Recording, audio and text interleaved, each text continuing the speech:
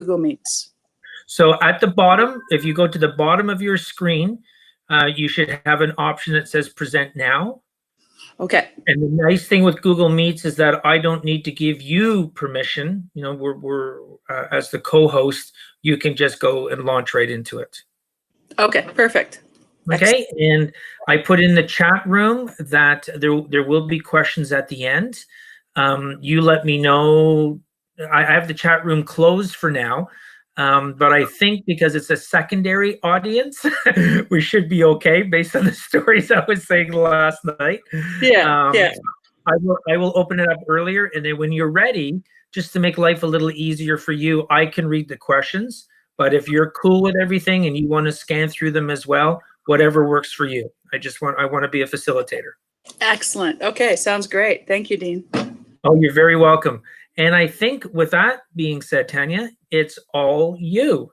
Oh, fantastic. Okay. Right on. So I could just start and say good morning? You can jump right in right now. Okay, yeah. Excellent. Well, good morning from Treaty 8 territory, everyone. My name is Tanya Tourangeau. I'm Dene from the Northwest Territories, but I'm currently presenting to you from Edmonton, Alberta. It's 10:30 a.m. here, and we got lots of snow, and I'm really jealous because I hear that out in your area, it's beautiful weather, and I hope that you guys are taking advantage of it. The reason that I'm sharing here with you today is to talk about youth Indigenous entrepreneurship. And it's a topic that I'm really passionate about. I've been involved in Indigenous economic development and business development for most of my career. I highly believe in capacity building and empowering youth and Indigenous people to be the best that they can be. And there is such a need for Indigenous business in Canada. You know, you may be aware that our population is the fastest growing population in Canada. And our youth population is the largest youth population that's making those great gains. And Canada needs you. Canada totally needs your presence in our economy. Because let's face it, unfortunately, Indigenous people are underrepresented in the economy and the workforce. You know, unfortunately, we're overrepresented in jails and in poverty and homelessness. But it's up to us to make the change to improve that, to take the steps forward. And one of those options that you have to advance yourself is to become an entrepreneur. So I'm going to talk a bit today about how do you become an entrepreneur? What resources are out there for you? I'm going to profile some youth entrepreneurs, talk about what kind of support is out there. And then at the end of our session today, we'll have a question and answer period. And I hope that I can help you on your journey if you choose to become an entrepreneur. So as I was saying, currently we're underrepresented in the economy. If Indigenous people were involved in the economy at the same level as non-Indigenous, we alone would add over $100 billion to Canada's GDP. We would be a richer nation just with entrepreneurship, because small businesses are the drivers of our economy. Small businesses employ more people, they grow the local economy, and they're really the heartbeat of our local economy. And so that's why it's so important and why there's so much support right now for Indigenous businesses. You know, we're kind of coming through a change in society where, 10 years ago, there wasn't, great acceptance of Indigenous people. There's a lot more racism than there is now, and discrimination, and there wasn't a lot of support. And slowly from, 2015 with the TRC, the Truth and Reconciliation Commission, and the 95 calls to action. And more recently with the Missing and Murdered Indigenous Women and Girls report, there's now more of an understanding of Indigenous people. There's more acceptance and support to understanding where we come from, understanding our history, our culture, and our traditions, and what's important to us. And we've always been business people. That's how we thrived before colonization. We traded amongst each other. We may not have had, dollar bills or currency, but our currency was actually our knowledge, our awareness of the land, of making medicines and hunting and gathering, making clothing from the skins of the animals that we hunted, and trading those furs and clothing and food. So it's been in us since beginning to be entrepreneurs. It's just all the craziness that happened in our history that put us down, and now is a time that we rise together, that we rise towards that 100 billion potential that we have. And right now, there was a throne speech by Justin Trudeau just back in September, and he was talking about that the government is going to be investing more in Indigenous businesses. And that's wonderful to hear at that level, because at the very top level, we have the support. But at the end of the presentation today, you also see that at your local level, that there is support there, right there in Peterborough for you, in the region. That's one of the reasons why you may wonder, why am I presenting? What's my connection to the area? I've worked with Peterborough County, Hiawatha First Nation, Curve Lake First Nation, Selwyn Township, in over 3 years with my last position, doing community economic development and getting all those partners together, including the youth, and forming a relationship that's based on reconciliation and economic development. And I won't give away too much information because we're actually doing a presentation about it November 26th. But there is great support locally for youth involvement in the economy.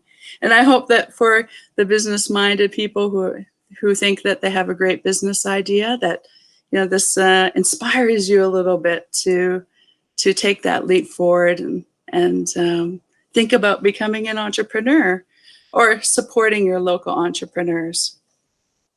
The first thing I'm going to share about right now, profiling youth, there's a program out there called Powwow Pitch, and some of you may be aware of it. And basically what Powwow Pitch is, it was started by this lady called Sunshine Tedesco, and she was going to go to all the major powwows. So she probably would have been in Curve Lake had not been for the pandemic this year, and gather local entrepreneurs to give a business pitch at the powwow. And she had gathered all these different corporate sponsors so that there was prizes for the top business, for the top entrepreneur, for the top pitch. And they also had a category for the youth.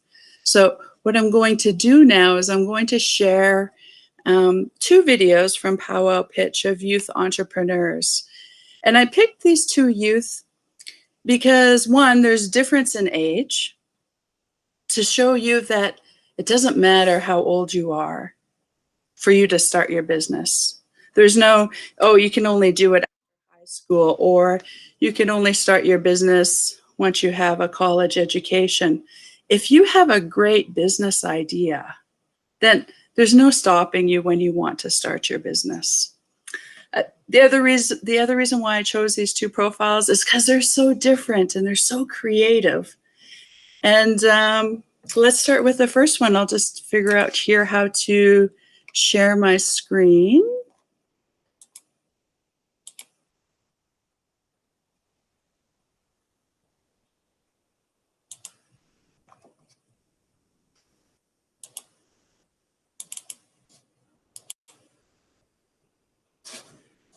This is Sunshine Tedesco introducing the first entrepreneur.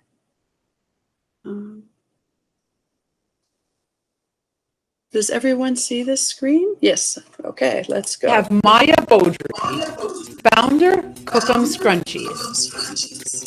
Hi, my name is Tanya Tourangeau. I'm 9.5 years old and I'm from KPRDSB.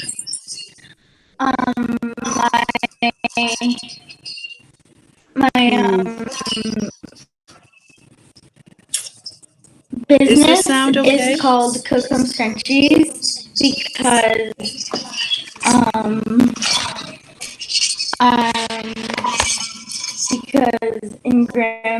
in my language, Cookum means grandmother in my language, and grandmother would Cookum would wear these on their heads.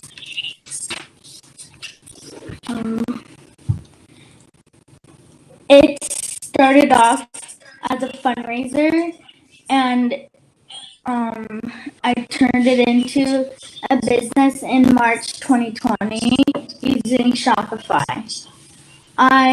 You want to know something amazing? Is my business is in the top 6% in Shopify. Part of my business is giving back, and each scrunchie is named after a role model or someone inspiring. I make 10 different colors.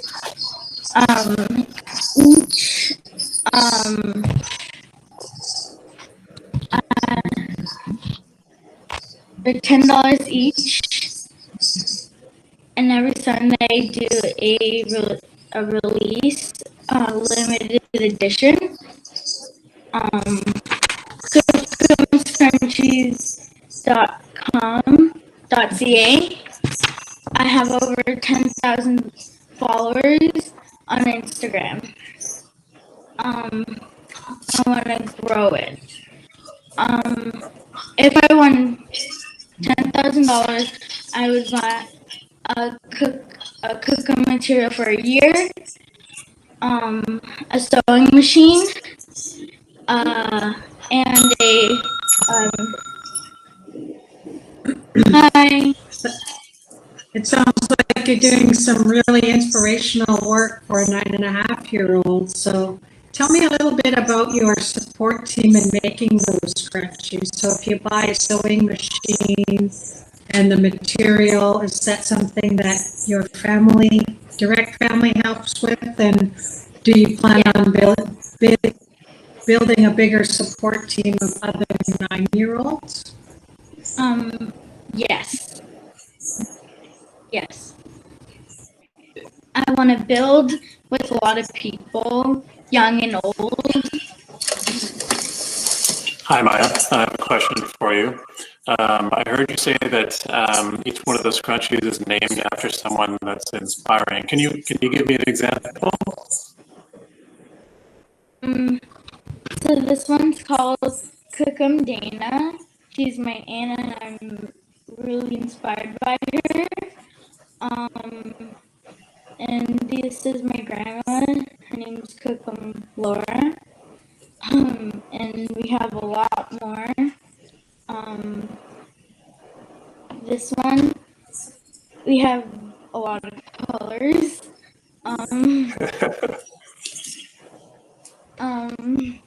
Thanks. Thanks, that answers. Yeah, sure, go ahead. Yeah, that's like we have a lot of different colors, 10 different colors. Oh, and this one is the first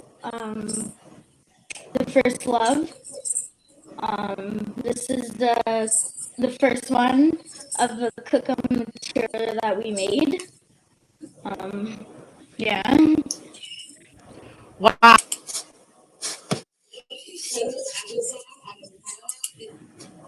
Wasn't that amazing? Like 9 years old, she had the idea to create these scrunchies from, if you've seen them or if you haven't seen them, the cookum material that is going around right now that, you know, different artisans are creating skirts from them. Some of them are just making scarves, but she went one step forward and made a scrunchie out of it.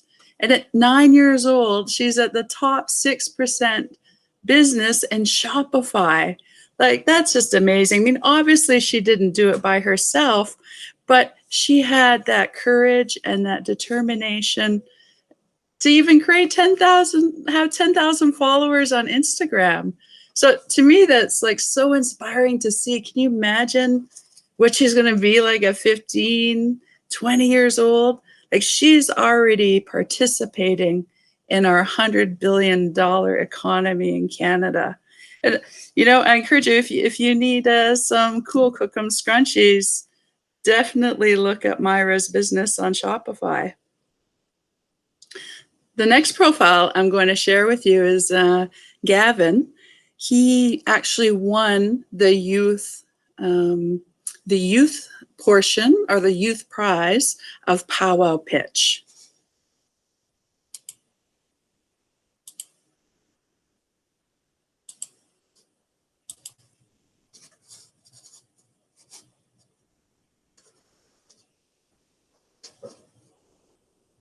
My name is Gavin DeConti. I am a young Indigenous entrepreneur from KPRDSB, Quebec. I am the sole proprietor of the Conti Clean, in which I created in 2014. The Conti Clean was developed from solving a small problem, and it started with the need to help someone with their health. The Conti Clean focuses on health benefits, air quality, and appearance. The Conti Clean is a unique business in itself because we are 100% Indigenous owned, and we are the only cleaning company in the area that focuses on professionally cleaning office chairs, couches, and mattresses. Last year, the Conti Clean's net income was $54,000.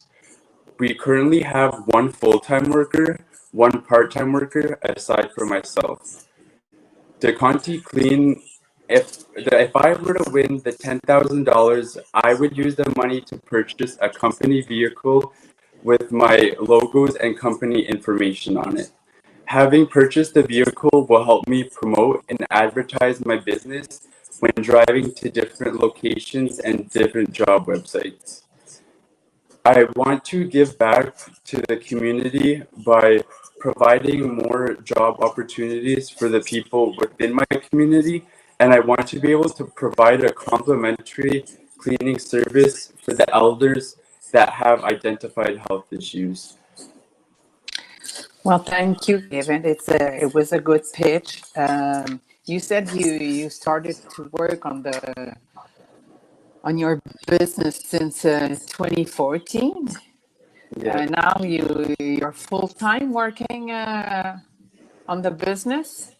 Yeah, it's a year and a half that I've been full-time. I first started in 2014 when I was in high school, and I continued to make contracts while even going to college throughout all these years. I would travel 2 hours from Maniwaki, Quebec to Ottawa for my college courses every single day. Then at night times, I would have all my shampooing contracts. So from starting from part-time till now, I was also accepted for a business grant of $175,000 to build my building structure, and it has recently just been completed. Wow. That's good. Wow. Hey, Gavin, great pitch. Really understand what you're up to and what you're trying to accomplish. If you let yourself sort of dream 5 years in advance, what's your vision? Where do you want to take this business? I definitely see myself opening up a second location. I got a grant from the SAA with the government in Canada, and they were letting me know that if I'm able to show that I'm able to sustain my business and showing that I have the numbers, that they told me if I want to open up a second location in, let's say, for example, Ottawa or near my region, they are able to pay another 70% additional to open up my second location. So I see myself opening a second location and hiring another like 2 to 4 workers as well. Excellent, thank you. That was a great pitch. Thank you so much. Aside from funding, what's the biggest hurdle that you can see? Besides funding, I would think, I guess, finding like reliable workers. That, and also with my company vehicle, that's one of the biggest reasons why I want to purchase a company vehicle, is because I have a truck and my machine weighs 100 pounds. So for me to lift that on, it's like almost puts a strain on my back, you know? And so having a company vehicle will help me be, oh, sorry.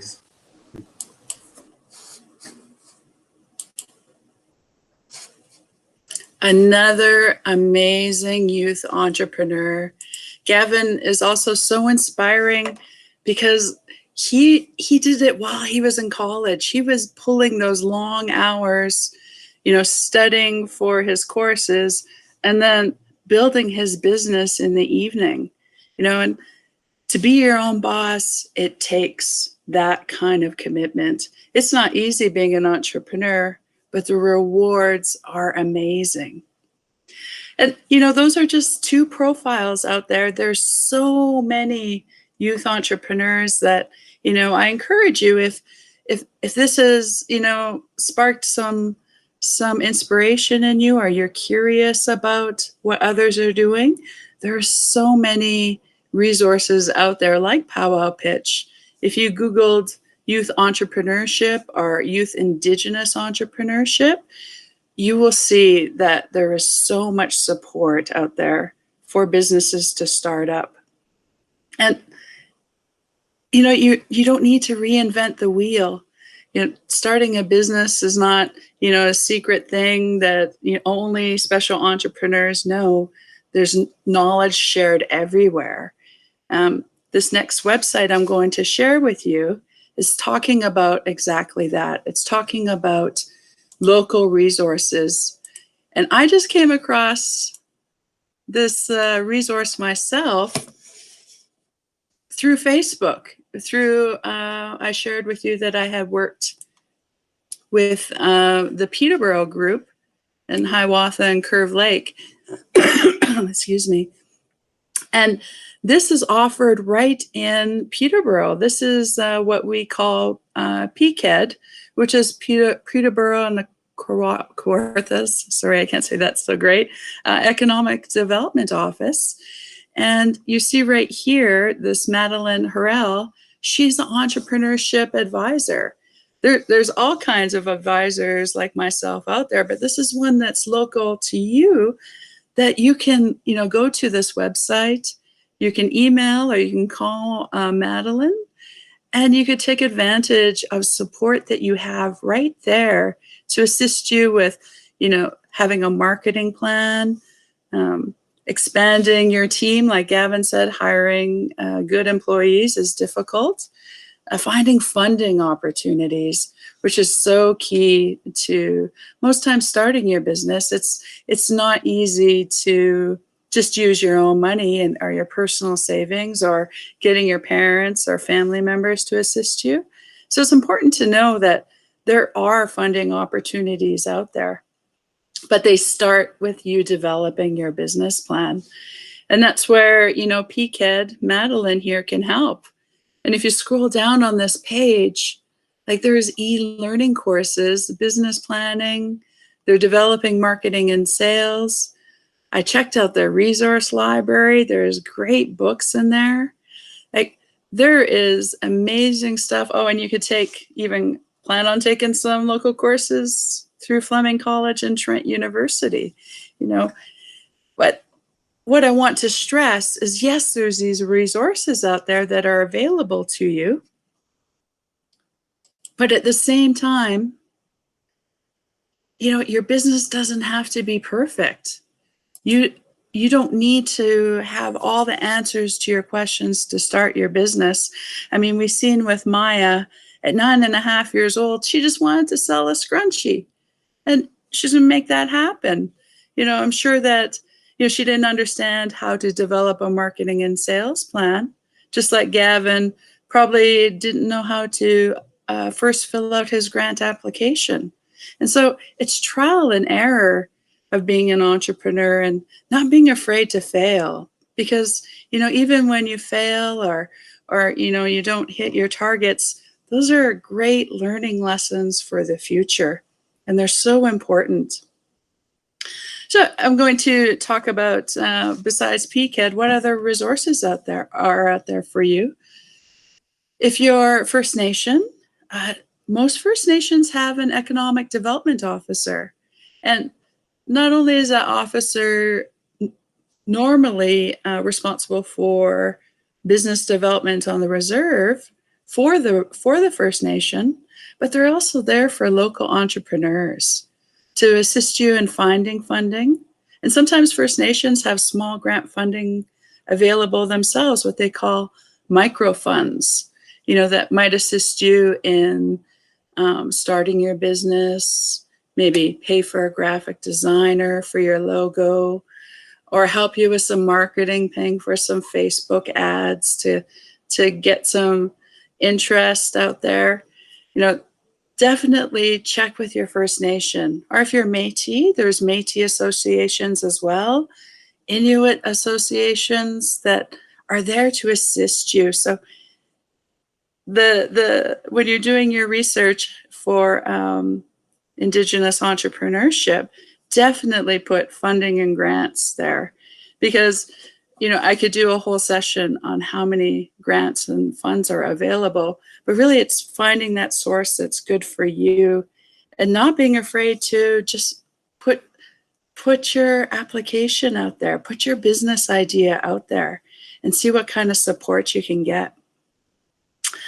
The other resource we have is called AFIs, and AFI stands for Aboriginal Funding Institution.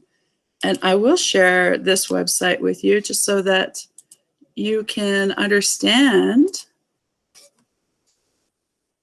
what I'm talking about here. So NACA, NACCA is the acronym. NACA is an organization, a national organization that supports Indigenous entrepreneurs, and they fund the AFIs. So the federal government provides the funding to NACA, NACA provides the funding to AFIs, and AFIs distribute that funding locally. So if you click on the AFI page, you get the map, but I wanted to get the list, and I'm sorry that I'm scrolling here, but going to Ontario, I happen to know that the IAPO, the Indian Agricultural Program of Ontario, although it's a misleading name, is the AFI for your region. And through that AFI, they give local funding and support for being an entrepreneur. And you know, you don't just have to go to one resource. You can have 5 different resources out there assisting you in developing your business plan. So, of course, there's great COVID support out there right now, but you're not starting your business yet. You don't necessarily need that funding, but you've heard about it. You may have heard that there's, you know, the wage subsidy, the rent forgiveness, and forgivable loans. I mean, just a side note, right now, the federal government is supporting Indigenous business so much that if your Indigenous business was affected by COVID, you could qualify for a $40,000 loan. And if you pay that loan back by next December, they will make $20,000, so 50%, forgivable. So that just goes to show how much great support there is out there for our businesses. Now, getting back to your local AFI, the Aboriginal Financial Institution, your IAPO organization has all these great programs and services available for you to start your business, you know, along with agriculture, which agriculture is so important in your area. There's other businesses that are needed. You see that there's a financing section and there's a resources section as well. I highly encourage you to read as much as you can if you want to be an entrepreneur. You know, check out these resources, seek out books, and gather all that information to assist you in starting that journey towards being a business.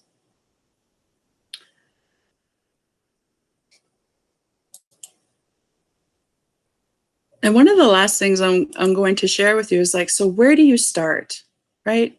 You got, obviously there's great resources out there. There's great support out there. There's interest in, and people want to buy from Indigenous businesses. You know, you may have seen, you know, Chinatown or different areas of your city where people buy from their kind, you know. It wouldn't be amazing if we had an Indigenous section in the cities where we can go and buy from the Indigenous grocer. We can go and get clothing from the Indigenous apparel owner. We could buy our gifts, you know, supporting our people ourselves, just like other cultures do. So where to start? One of the great resources that I often share with my entrepreneurs that I work with is this amazing new work plan book that was developed by, I'm not sure if it's showing it to you.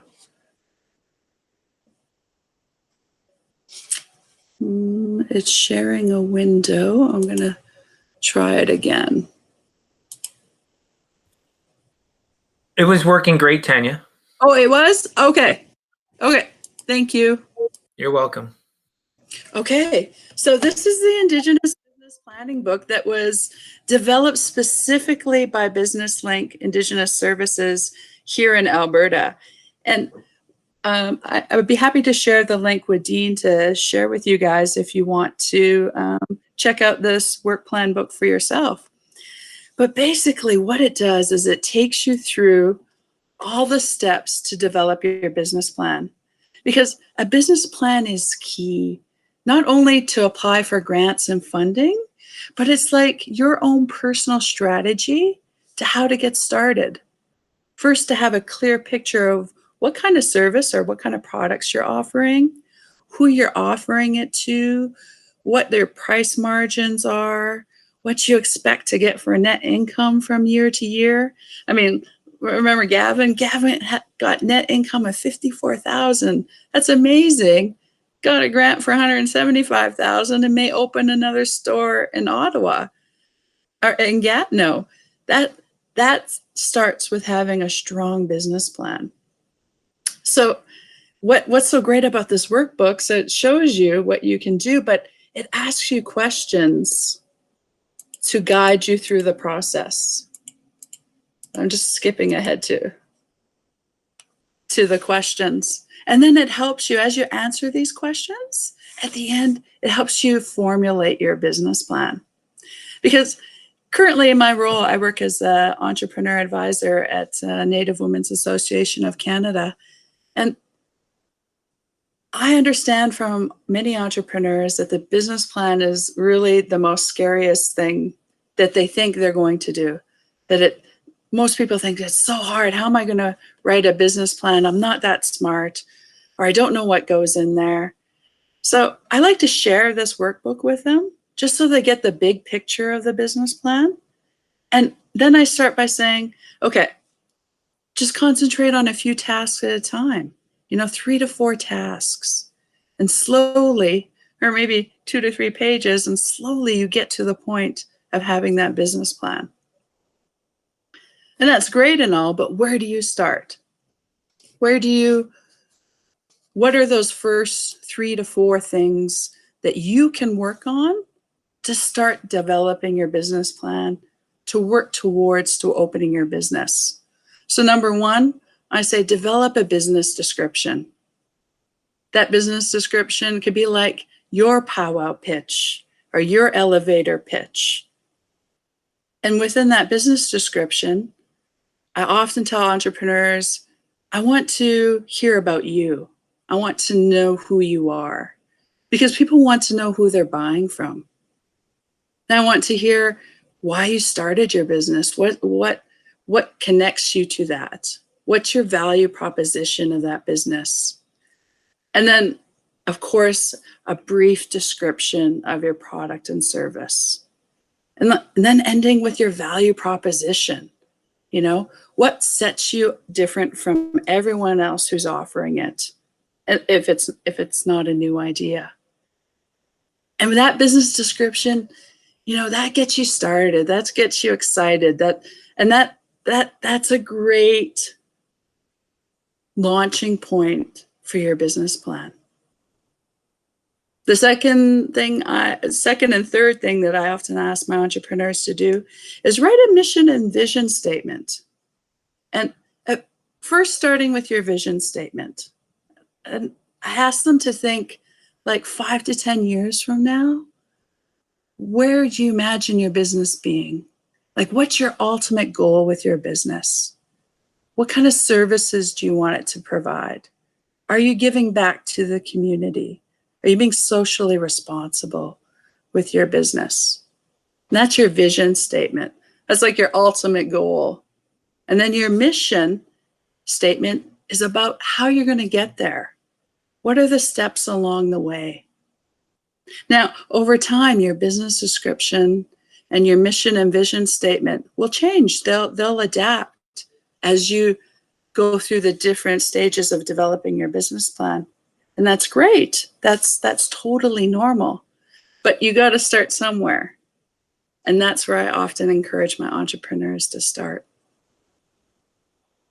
I really hope that I've given you some information today that assists you in understanding entrepreneurship and the support that there is out there, locally in Peterborough, provincially, nationally for Indigenous businesses. There's a deep need and desire for us to be represented in the economy. And to me, it's only right that we have our own businesses and we give back to our community. Because, our social programs, they're not funded enough. And really, economic development, business development, really guides that social cart. So the more that we are represented in the economy, the healthier our people will be. And it's not just Indigenous people who will benefit from us being in business. All of Canada will benefit. Non-Indigenous people will too. And it's so important. Lastly, I encourage you to support your small businesses. Be interested in your local entrepreneurs.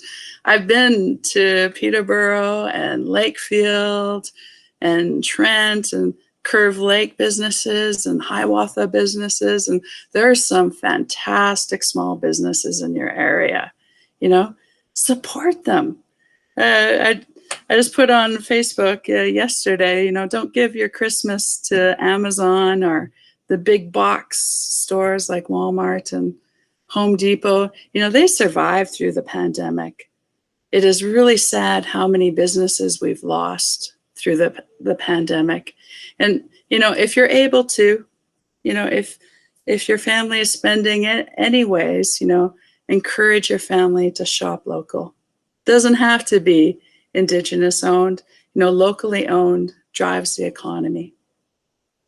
And with that, open it up for any questions that you may have or any comments that you have to share.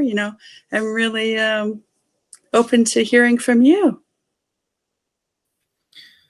Merci, Tanya. That was awesome. I wish I had this talk when I was in my early 20s, starting my renovation business. So this would have gone a long way to helping me out. And who knows, maybe I still would have been doing it now. Maya's story especially was inspiring. Do you see in your work so far, either directly, personally, or have you heard stories of the range of ages of Indigenous youth that are stepping up and trying to realize these entrepreneurial dreams? Like Maya is not alone, being a 9-year-old entrepreneur. In my current role, I support women Indigenous entrepreneurs and gender diverse. And there's many youth out there, like even creating apps, youth creating apps that we can use. Youth are so tech savvy. There's how many websites out there that youth have created. And even ribbon skirt maker. There's so many wide range of businesses that youth are doing. Like there's no end to it. And that's what, I encourage, if you have that idea, renovation business in your 20s, right on. It's you make it what you want to make it. And with the role of school, because our primary audience here are students and teachers. What sort of kind of renewed engagement can school offer when students might be sitting on a dream of starting a business? I know we have business classes and they do start in grade 9. Maya, just coming back to her, is a long way from grade 9 with that recording. Gavin would have already gone through it, having been in college. But if you were, what sage advice would you have for those students that are business minded, that have an entrepreneurial spirit, but school just might not seem to be doing it for them right now? I can certainly think of a couple that I've had the good luck to work with as well. But what would you, and I hate to put you on the spot like this, but what kind of, again, advice, wisdom, encouragement would you give specifically to those students that are listening to this? Yes. One, I would advise you to share your dream with as many people as possible, whether it's, your guidance counselor or your teacher or your adult that you trust in school, and talk about your ideas. And just talking about it can then, percolate other ideas. And maybe that adult in the school environment can assist you with connecting to a mentor, to another entrepreneur who would be able to, show you the ropes, or at least let you understand the steps that you need to take. And then if there's no one in school that can assist you with that, like your local businesses, where do you like to shop? Don't be shy to talk to the business owner. Maybe follow them even on Facebook. Check out their posts. If you don't want to talk in person, a little shy or, unsure about you, send a Facebook message or, Instagram or tweet them and ask questions. Like everyone wants to share knowledge and wants to grow our local economy. And there are no bad questions. There are no bad ideas. Just because maybe one business idea might not work doesn't mean another one can't. Dene may retire and have a big renovation business next year, or, expand into full-on construction. Who knows, right? It's sharing those ideas so people can dream with you and support that dream. And that would be my best advice to give. And check out organizations like mine. It's focused on women, but I'm sure that there's other organizations that are youth in general. But if you're interested, the Native Women's Association of Canada has a Be the Drum program right now that basically hires people like me to be an on-call consultant to Indigenous women entrepreneurs. And I just connect with entrepreneurs and mentor them through their journey. And hopefully you could find someone to assist you with that. Thank you. That's very important information. I guess my last question, and while I still have you on the hot seat here, Tanya, are you aware of growing networks of youth entrepreneurs, Indigenous, non-Indigenous, that have mentorship and mentors like yourself, but they're also engaged in supporting each other directly? That's a great question. So I know that there's an a